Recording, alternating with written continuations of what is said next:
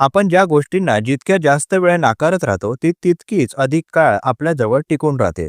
आपण ज्या गोष्टींना वारंवार नाकारतो, त्यांच्याबद्दल आपलं मन अधिक गुंतून राहतं. मानसशास्त्र सांगतं की नकार देणं म्हणजे त्या विचाराला थांबवणं नव्हे, उलट त्याकडे अधिक लक्ष देणं असतं. उदाहरणार्थ, मी हा विचार करू नये असं म्हणताच तो विचार पुन्हा पुन्हा मनात येतो. याला रिबाउंड इफेक्ट म्हणतात. मनात जे दडपलं जातं तेच मन सतत आठवत राहतं. त्यामुळे जे आपण नाकारतो त्याचं अस्तित्व आपल्या मनात वाढतं. यावर उपाय म्हणजे त्या गोष्टीकडे स्वीकाराने पाहणं. ती भावना, तो विचार किंवा अनुभव आहे हे मान्य केल्यावर तो हळूहळू शांत होतो. स्वीकार केल्याने मन त्यातून शिकतं आणि पुढे जातं. पण नाकारल्याने तो विचार तसाच अडकून राहतो. म्हणूनच नाकारण्याऐवजी समज आणि स्वीकार हे मानसिक शांततेचे खरे साधन आहेत. धन्यवाद.